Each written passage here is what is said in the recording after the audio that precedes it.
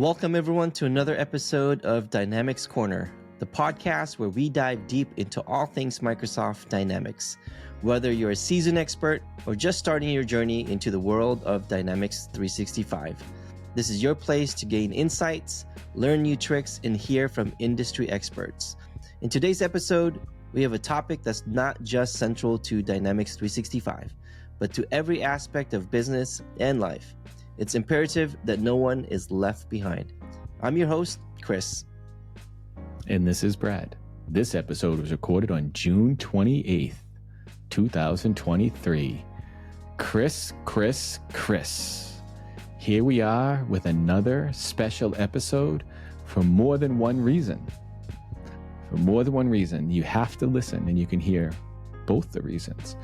But you are true. Today we had the opportunity to speak about a topic that's important within our community as well as the world. And with us today, we had the chance to speak with Taylor Dorward about accessibility, diversity, and inclusion.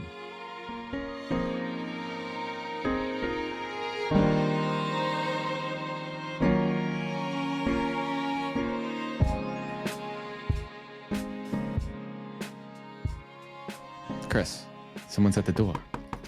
Who is it? I don't know. I have to go check. You wearing heels? No, I'm not wearing heels. Boots? No. Taylor. Taylor, hey. Hey, welcome. Welcome to the Thank studio, you. man. Yeah, welcome to the studio. You see the new studio? Yeah. How are you doing? Pretty good. How about you guys? Doing very well, very well. Not bad. Thank you for taking the time to speak with us today. Of course. Thank you we have- for having me. Absolutely. We have a lot to talk about, but today's a big day. Not only is it a big day because we're speaking with you.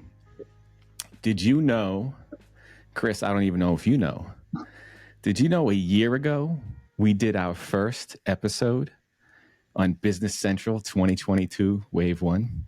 Yes. It's been 1 year. We've done a lot in 1 year. And if you go back and listen to it, how we've grown brings a tear to my eye. So Taylor, at the time of this recording, you're joining us on this nostalgic day. And I think when we scheduled this, none of us knew that. So it brings a tear to my eye. And we have another guest that just joined us. Kristen. Yeah. She didn't even knock. She just kind of walked into the studio. And like, see, I didn't shut the door behind us. She knocked and just walked in. So. Hey, Kristen. Hi, Taylor. How are you? Good. How about you? I'm doing well. Thank you. So, good. See, Kristen, we have to have you knock on the door. Hold on. well, she's a normal guest now, so she can just walk into the studio. I just wanted to click the button. But Taylor, before we get into the conversation, I wanted to congratulate you on your recent Community Superhero Award for Diversity and Inclusion down at the Dynamics User Group Conference. So it's a big achievement. It's a big achievement. And I know you have a lot of other great things scheduled over the upcoming conference season and year. So I'm hoping to hear more about that. Before we jump into all that, can you tell us a little bit about yourself? Yeah, of course. And first of all, I want to thank you for that. It was definitely a huge honor to win that because anyone who knows me, knows that I'm very passionate about accessibility, which is a big reason why I'm talking to you about it today. But yeah, so about me, my name is Taylor Dorward. And I've been a member of this community for about 6 or 7 years now. And I've known Kristen here for about 4.5 years, something like that. So it's been great knowing her and everyone else in the community. Although I've only gotten into working in the community the past 6 months or so, I spent the previous 1.5 years working and expanding my knowledge on the world of Power Apps and Power Platform, as well as accessibility. And so I've been doing some work with creating power apps as well as consulting on accessibility, which I've been very much enjoying. And as Brad so nicely announced to all of you, I did win the Community Superhero Award for Diversity and Inclusion, which I was super happy with. That was a lot of fun. It was my first award in this space. So I'm hoping to add a lot more to it. We'll see how it goes. That's pretty much good about me professionally. Personally, anyone who knows me knows I'm a huge Braves fan, love baseball, and luckily I'm sorry to hear that. A Braves fan, you said? I'm sorry to hear that. Oh, I'm not sorry. We're doing incredible. I may go out and watch a game. I'll be in Atlanta next week. I'll fly out tonight. Nice. Hopefully there's a game out. Yeah, I would definitely recommend it. It's a very fun atmosphere. They have the battery outside the stadium. It's a lot of fun. We're doing very well right now. But yeah, so baseball is a big thing for me. I love the Braves. Love all of baseball. It doesn't have to just be the Braves. Big fantasy football player with family and friends, and just watching NFL Red Zone with Scott Hansen every Sunday is always fun. I love dogs, and I believe Kristen knows I have a blue-gray Dane named Maverick, who hopefully will be quiet in the background. I haven't heard him scurrying around, so hopefully he stays in his bed. Well, we can have him on if he wanders in and see. If he's a Great Dane, he has to be pretty big, so I'm sure we'll see. Yeah, him. you won't miss him. Yeah, he might come rest his head on my shoulder here, so. But he seems pretty tired, so he's probably knocked out for the day. At least for that's good. While. That's good. That's good. So you talked about one of your passions is accessibility, diversity, and inclusion. If you would, in your words, could you explain what is accessibility? What does accessibility mean to you? Yeah, sure. I mean, that's kind of two different questions, like what accessibility really means and what it means to me. Obviously, I load up the questions, Taylor. If you listen, I just believe in piling one. I'm starting with 2. The next time I'll put like 4 or 5 just to see if you can remember the questions. And then Kristen's here. She sent me a text just now. The first 2. No promises on 3, 4, and 5. But yeah, for me, accessibility just means making things easier for everyone. And that's very simple terms, and it can be brought in or divided into many different aspects, but that's just broad terms how I think of it. But the more like proper definition is the design and provision of products, services, information, environments that make it easier for people with disabilities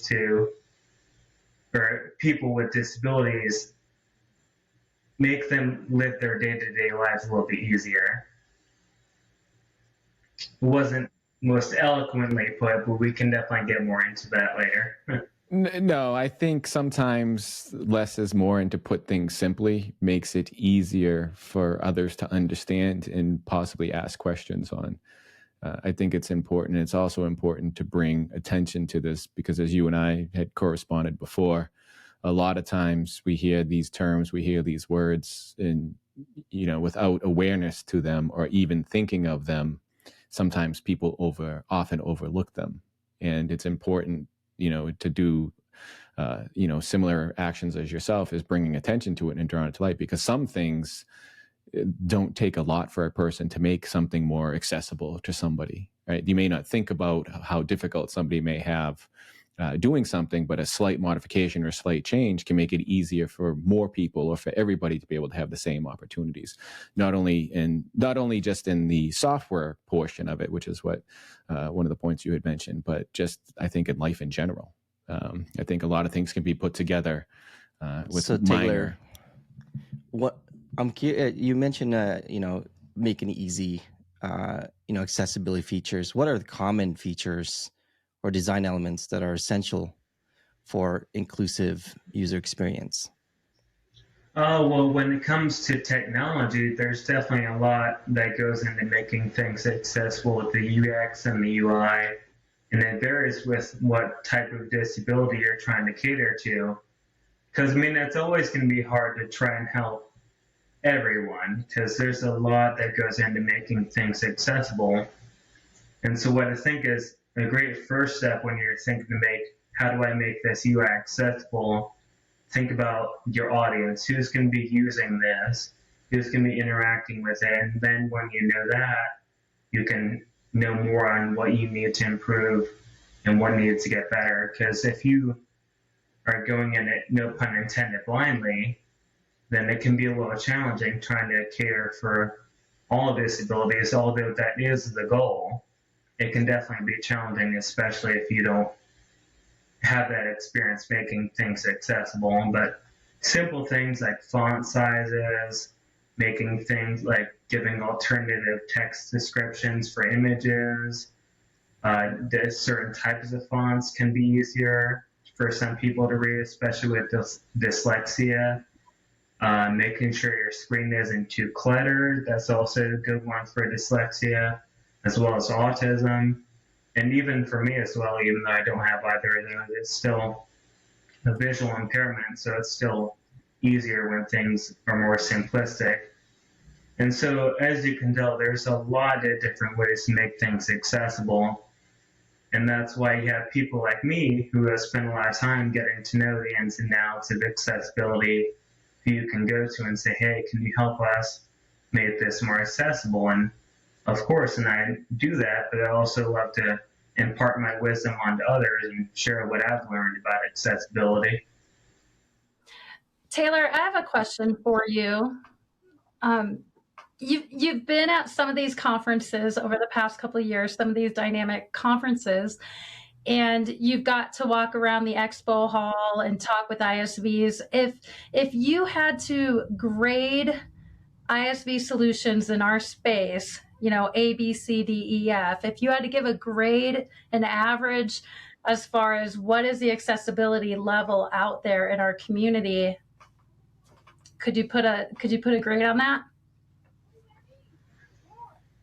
What do you mean accessibility level in using their product? Product, or I know you have a visual impairment, maybe you grade it based on that, just in your experience. Well, for me personally, I don't have any experiences using any ISVs, but accessibility at conferences brings up a very interesting and I'm sure a very substantial point that we can maybe touch on later, and something I'm hoping to work on a lot later on, and hopefully get something in the works for Summit this year, trying to make these conferences and specifically the Expo Hall more accessible for everyone. That is a good point to go with Christian's question. And I think we can touch upon that now because it's relevant to what we're speaking about. But what are some things that you think or have noticed, as Kristen had mentioned, you have attended these conferences, that could make the experience different or more accessible? That's a great question. And I've definitely thought about this quite a bit and brainstormed ideas with a colleague of mine. She herself doesn't have a disability, but someone close to her does, and she shares my passion for it. And so we were discussing ways to make these larger conferences more accessible. And the two main things that come to mind for me at a conference that raise some challenges is, one, finding rooms I want to go to, like which session is in which room and how do I get there, but also how to navigate the expo hall. And this can definitely vary depending on what form of a disability you have, but for me, I have a visual impairment, which I don't know if we want to touch on later. But for me, when it's really hard to navigate the expo hall and see where different companies are and trying to find them. And so we had some ideas. One idea me and my colleague Madison had was have flags on each row in the expo hall and have them color coded, and then have a master sheet which lets you know which company is in which color row. And this can make it a lot easier to visually see, all right, I know this company is in the blue row, and I look up, see a blue flag, I know they're in there somewhere, and it definitely would help narrow down that search. And because oftentimes when I'm at expo halls, I love the networking ability or capability, but I often end up wandering around until I meet someone. I don't have a very strategic approach when it comes to that. So there's definitely many ways we can help streamline that process. That's a good proper legend on the map would be very helpful. I think that's a great idea, Taylor. Being able to quickly identify or find, a company you're looking for in a vast, expo hall. And some community events are quite large, and you got hundreds of partners and ISVs. It'd be nice to have one of those. It's easy to find them as well. Yeah. Well, thank you. I definitely appreciate that. Are there any other modifications that could be made to conferences or expo halls that could accommodate or make things more accessible? Yeah, for sure. One other idea I had was, I know Kristen was at Dynamics Con, and I'm sure that I know they have a summit as well. They have the Ask the Experts booth. So you can ask like the MVPs and volunteers on questions about BC, GP, Power Platform, but also about the conference. And I thought it'd be nice to also have someone there, multiple people there, to be able to help people who have trouble navigating the entire conference. Like, let them know, like, hey, would I be able to get in contact with you if I have trouble finding my rooms or finding the restrooms, whatever it may be. And having this resource that people know they can come to can definitely alleviate some of that stress when it comes to navigating these conferences. Okay, so some sort of conference concierge that somebody can reach out to that has a lot of the information on top of, being able to navigate the expo hall, but just traverse through the conference area where the sessions may be held. And you had mentioned where the restrooms are, which are always important to me. There's not one that I often miss everywhere I go. I can spot those usually pretty well out of necessity as I get older. But you mentioned some things that you think are a good idea. You have some good ideas yourself on how to make things accessible. Do you know of any resources that are available that somebody could look at? You had mentioned talking with, some individuals when designing, software applications. In this case, we talked about layouts of expo halls, which I think we could even transfer to even booth setup to make things a little bit more accessible at these conferences for members to, access the booths or get some more out of that. But are there any resources online or even in print that someone could look at to bring more awareness to accessibility and the certain types of things to think of? Because I do think oftentimes it's not thought of because they may not be aware of how difficult some things may be. Yeah, so basically, how do we educate and raise awareness, Brad? Yes. And then also with that, some ideas of things that you could do to bring that to light. I know myself, sometimes I sit back and I say, honestly, I didn't even think about that. One thing that struck me a couple of years ago, Chris, and I knew you and I spoke about this about a year or two ago, was the design of websites with ADA and the colors for individuals that are colorblind. Some things that are so subtle you don't think of. Okay, when I'm designing a website, the ADA has a website that talks about, compliance checks for, individuals that may be colorblind to make sure that the colors go well together. Are there other things, other resources like that available, Taylor? Yeah, absolutely. Yeah, there's something called the Web Content Accessibility Guidelines, or the WCAG, and they actually have a gradation that will grade the level of accessibility a certain product has. And so you have single A, double A, and triple A. And a lot goes into each one of these categories, including color contrast, when that's talking about the foreground text in contrast to the background color, different font sizes, like so many different things that can get you from single A to double A, and then from double A to triple A. And Obviously, AAA would be ideal. It's definitely a little bit more challenging to make things that accessible, but that's why you have people who are more knowledgeable on how to do those things. But that's definitely a great resource to get you started on how to make things more accessible. Taylor, in regards to conferences, sorry, Chris. In regards to conferences, you talked about like the concierge concept, but should these conferences, the organizations putting these on here, put more information on their website, maybe for what you can expect, what others can expect when it comes to accommodations before you even register for a conference? Yes, absolutely. Yeah, thank you for bringing that up, Chris, and that's a great point. And I actually experienced this at the last conference I went to in Phoenix, Dynamics Con Live, Scottsdale. I spoke with Denise Johnson before I registered even. We had a planning call for the speakers, and I was posing a lot of questions to her about accessibility and if I could reach out to her individually and what kind of resources would be available to me once I get there.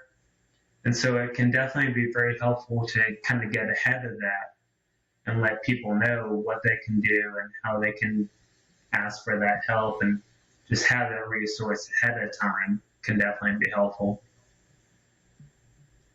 Great. So, Taylor? What are some challenges that organizations, partners, ISVs often face when working to improve accessibility of their products, and how can they overcome them? I would say the largest one is just not knowing what to do. And as you said, awareness. One, I think people just aren't quite aware of how prevalent disabilities are. And two, I don't think that many people right now know exactly how to make things more accessible. And it's definitely been ramping up over the years with Microsoft taking more initiative when it comes to making things accessible. And that's great to see, but there's still a lot of people who don't know how to make things accessible and may not even know that they should be doing it. And that's why a big thing for me is just creating that awareness for everyone and kind of getting my foot in the door. And then if they want the help to get those things achieved, then that's where I come in. I can help them do those things. Okay. Sorry, you see, Kristen, you were off. Usually, I'm the one talking over Chris, so you took my role for a moment, so it was good. So I wasn't certain if I should jump in, but it's nice for a change. I could sit back and watch somebody else do it. So you had mentioned also you're big into diversity and inclusion as well, correct? Yeah. Can you explain to us a little bit more about that as well? So we talked about the accessibility. Now, if we can transition, and we can still go back to some accessibility issues as well, but now jump into, what diversity and inclusion means. Yeah, the accessibility and diversity and inclusion, they're all kind of under the same umbrella. Because once you make your products or your workplace more accessible, you're becoming more inclusive and diversifying. And so when I think often when people hear diversity, they think race or religion or sex, but it can also mean accessibility. People are disabled, reaching and including more and more people. Because according to the World Health Organization, over 1 billion people in the world have disability. And knowing that, that's a large demographic. And once you start including more and more of those people, you're creating a more diverse and inclusive work environment and world, really. No, that is 1 billion people. If you think that the world's population at this point is about 8 billion, so that's 1/8 of the population has some sort of disability where they, need some additional assistance to make things more accessible for them. And it is significant. That's a big portion of the population. I mean, if you think of, the statistics of that. So what else have you done with, I know you've received the award because you've done some great things. Can you tell us a little bit more some of the things you've done in this area as well?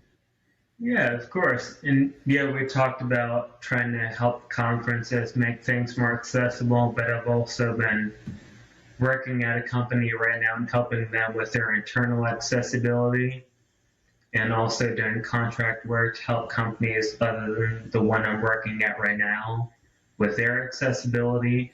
And I also do a lot of public speaking on this topic, which I don't know if Kristen knows yet, but I was very happy to hear that my accessibility session was selected for Summit this year. So I'm really excited for that. So yeah, I just do a lot of I was a little slow. I'm getting better with the timing, getting better. I'm trying not to be too invasive with my sounds. I'm also trying to time them, but I was a little slow on that. So no worries. And I can tend to talk a little fast and long when I talk about something I'm passionate about. So no worries at all. Like if talk to me about dogs, baseball, or accessibility, I'll go on forever. So it's good to have breaks every now and then to catch my breath. So yeah, so I'll be speaking in Charlotte this year, which is nice. It's only about an hour and a half away from us, which is great. Yeah, so a big thing I'm doing right now, like I recently just got started doing accessibility work. I've been kind of broadening my knowledge first and before I get my hands dirty. But I'm kind of getting to that point where I'm helping the company I'm at right now as well as others. And even people in my family, I'm helping them make things more accessible. What a lot of times it may be for me, but I want to use some of the knowledge I've learned to be a little bit selfish and make my life a little bit easier as well. That's great. It's all about that education. And going back to some of the statistic you mentioned about, 1 billion people, I read somewhere in the UK they did a survey, and back in 2019, and they found 69% of users that because of accessibility on websites, 69% of users clicked away from website, which led to a loss of about 17.1 billion pounds in revenue for businesses alone. So it's very important that organizations should consider reviewing that. And on top of that, I think there's some responsibility as an organization to have that part of your culture. And there are legal requirements as well, as far as I know, regarding accessibility. Do you know much about that, Taylor? Yeah, that's a very good point, Chris. Let's see. Could you rephrase that? Yeah, no, I was curious about the legal requirements in some parts of the world when it comes to accessibility. I'm not too familiar with the legal requirements, but honestly, I consult my sister who's currently studying for the bar exam. I consult her a lot on that. And she's told me there's been some stuff going on with the ADA in the past 5 months or so. And she's been keeping me updated when she can, and maybe that's an area I can definitely expand my knowledge on. But I kind of look at accessibility as less of an obligation from a legal standpoint, more so to just being good people in a good company and trying to include everyone in what you're doing and not feeling like you need to do it, but you want to. Yeah, it's a social responsibility. I like that point. I think it's not that you feel like you're forced to do it, but do it because you want to make a better experience and make it a better place to live for people that you share the planet with. There's a lot of things with that. I think that it's just so much easier just to be a good person. Maybe it is, not to feel like you have to be forced, but to help other people out, because then we can all, do things and work well together and get along well together. Which is important.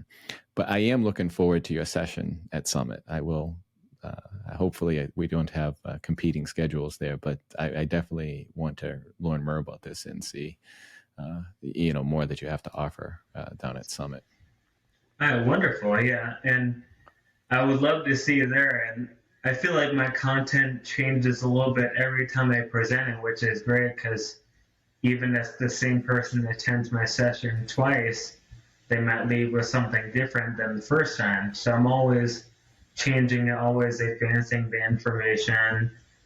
And so I may reference quite a bit of the things that I speak to in my session here today. So you may not be surprised when you hear it again, but I'm sure you will hear some new content come October. No, I think it will be great. Even hearing it again will be important. Yeah, and to that, Taylor, I mean, in my position as a partner implementing BC and supporting it, I deal with a ton of different clients, with ranging from skill sets all over the board. And your sessions help me because it gives me a little bit more understanding of how I can help my clients better as well when they're struggling and maybe they have accessibility issues as well. So, just to put that out there, if you don't have someone today that you're dealing with on a team that needs accessibility, you may down the road. So go see Taylor at Summit this fall because you're going to walk away, you're going to feel energized, you're going to be inspired, all of that. Well, thank you, Chris, and I really appreciate that. And that's what I always aim to do with my sessions. And my accessibility sessions haven't had the best attendance rate, but my goal is always to have at least one person leave that room and take what they learned back to their company and implement those changes. And I think the first time I presented this session, I had 8 people in the room. But of those 8, I had 3 come up to me afterwards and thank me and tell me they were going to make some of these changes at their company. And so I was very happy with that. I was a little upset to see that more people didn't show up for accessibility, but I was excited that I was able to reach those 3 people and cause a ripple effect throughout their company, hopefully. That's sometimes what it takes. If you just touch one person, that one person can touch other people, which you're the start of. And I think now I'll do more myself to promote your session for it because I do believe that it's important. And accessibility, we talked about, in your case, we're navigating, which is just one piece of accessibility. But after, personally interacting with other individuals that I know, sometimes you don't know they have a disability, or it's not always easy for them to talk about it. And then when you find out and you understand, it just brings a whole new world to you. And you're just like, well, had I just been more aware, I could understand how things could be easier for somebody. And I go back to it, not to just go into it just for personal reasons, but sometimes the change is so minor that it's just like, it's not even a big deal for an organization or a person, right, to make things more accessible for individuals in their lives. So it's encompassing just, personal, professional, whether you are a partner, whether you, own a business or develop software. It's in this case, which what we're talking about. But it's important to have that awareness and just become a better, better person. I like that. Just be a good person.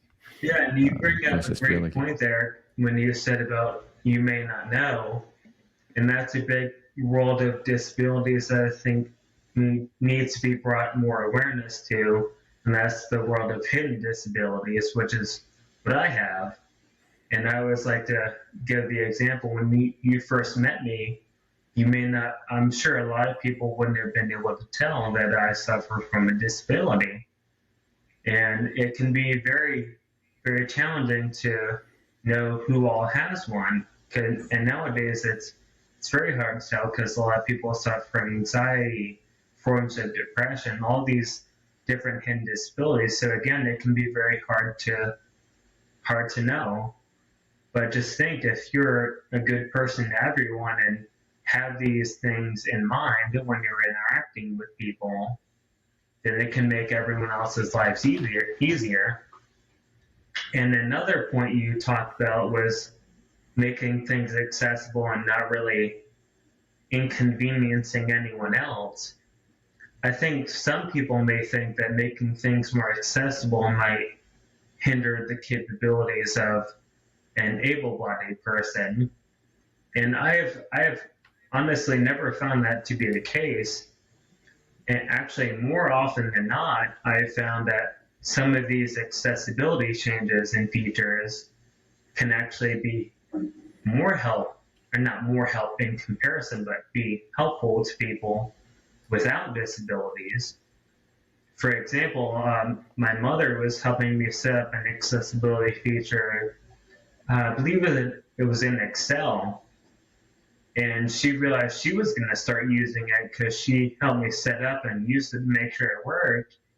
And she was like, "Wow, I want to start using this." And so she started using an accessibility feature in Excel and the screen reader and these things. And that's another topic that talked about in the session, manifest and latent function. The manifest function is what something is intended to do, but it can have a latent effect. So something may have been designed to make something more accessible, but it can have a latent effect where it just helps everyone, whether you have a disability or not. And so I think that is a very good point to be aware of, that accessibility features are more often than not going to hinder anyone's ability to get their work done if they have these accessibility features. That's a very good point. That, like you had mentioned, that the accessibility features help everybody, not just those that have, some issue with accessibility. Awesome. Well, Taylor, I have to jump, but I have one burning question for you before I leave. We're coming up on the 5-year anniversary of your drowning, and I personally am wondering, what are you doing to celebrate this journey of recovery? Yeah, next week will be 5 years on July 4th. And 4 years ago, I ran a 5K with Kristen here.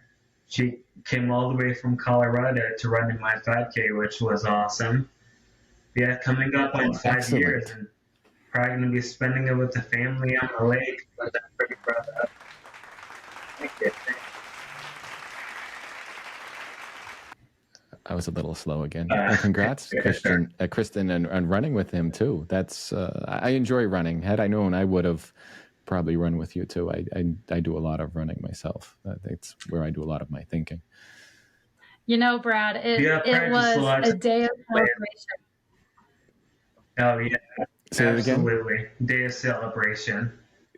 Yes, a celebration. It was great. It can definitely bring to surface some sadder emotions, but I think it's surpassed by the happy emotions of being with family and just being here and doing what I'm doing now, helping others and doing something I enjoy. So definitely a day of celebration. That's great. So Taylor, if you could change one thing about the way our society approaches digital accessibility, what would it be? That was a very good question.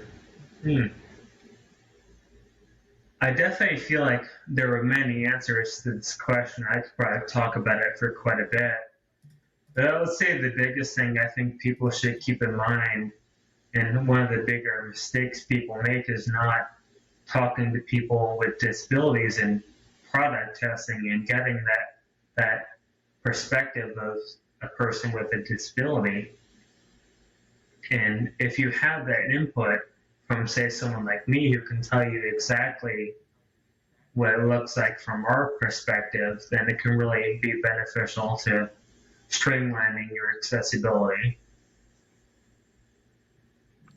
Yeah, that's great. And I have a question about, looking ahead, towards the future, and if we have certainly listeners on the podcast and maybe developers or running an organization, how do you see the field of digital accessibility evolving? What trends or advancements should we be paying attention for?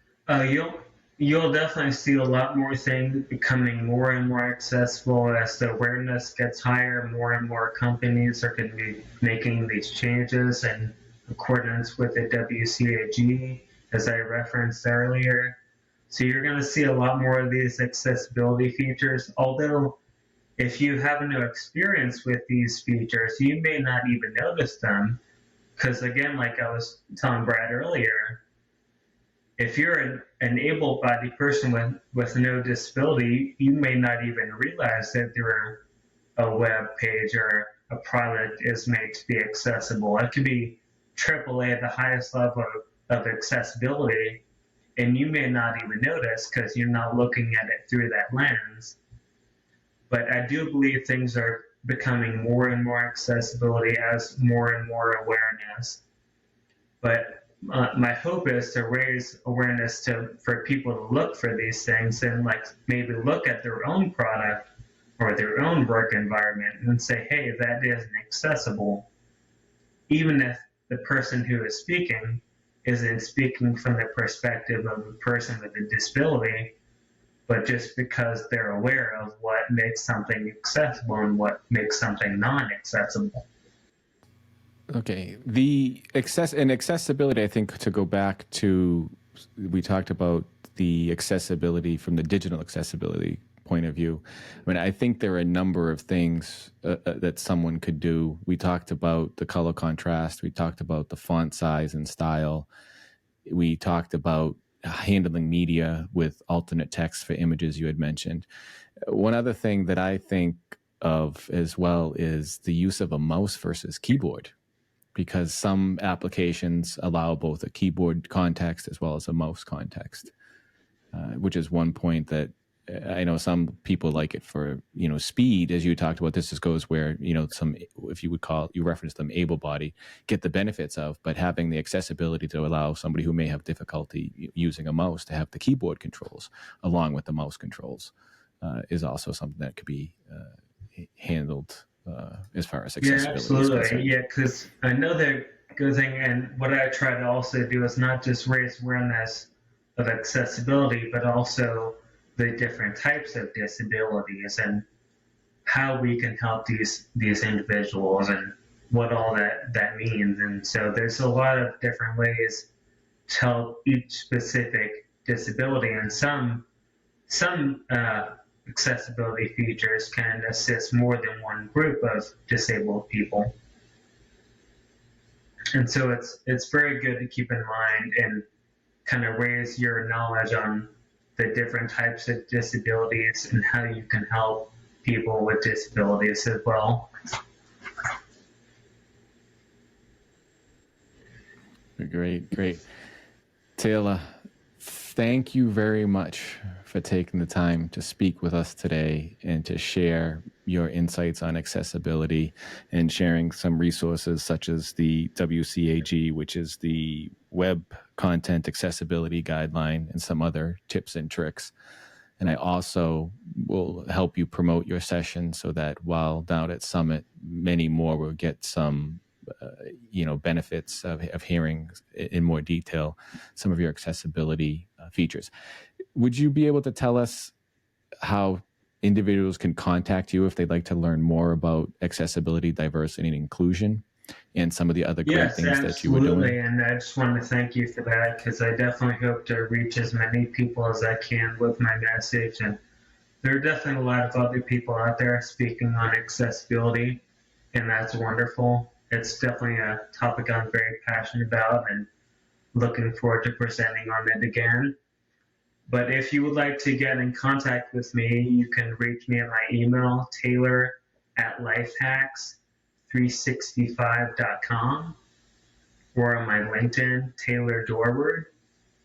And if you want to reach out to me on either of those, via email or LinkedIn, I'd love to connect. And if you want to talk about how I could help your company increase its accessibility, because there's another level of accessibility I didn't even touch on today, and that's workplace accessibility, which is mostly what my session is about. So you'll hear a lot more about that in October, Brad, hopefully. No, I definitely the physical accessibility is important. I know we did talk about a lot of digital accessibility, and touched on briefly some of the physical with the conferences, but I'm there's looking a forward lot to there's a lot to unpack too, right? Because you're Yes. looking at inclusions and diversity. I mean, that's a big topic as well in this space.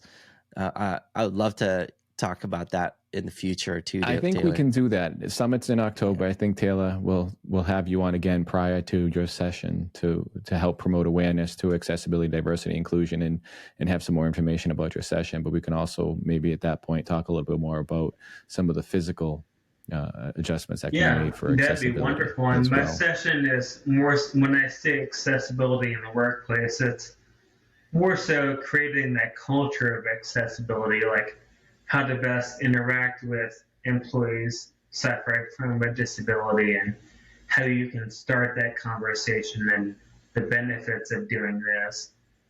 But yeah, I could definitely talk some more on how to make your workplace, like navigating your workplace, more accessible.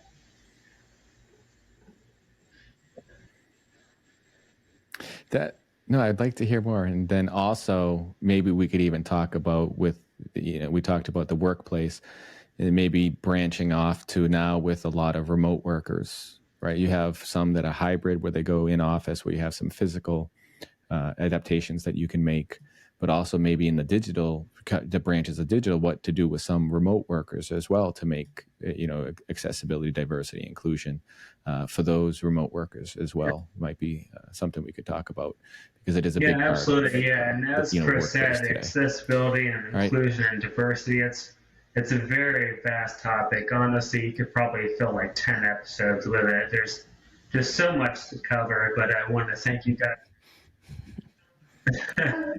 We can record every day if you want. We enjoy doing this. 10 episodes.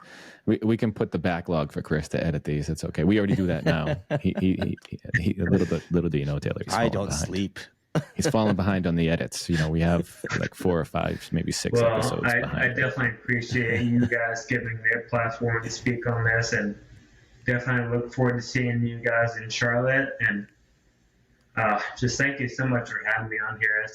It was a very fun experience, and definitely good practice for more and more public speaking to come. So appreciate that.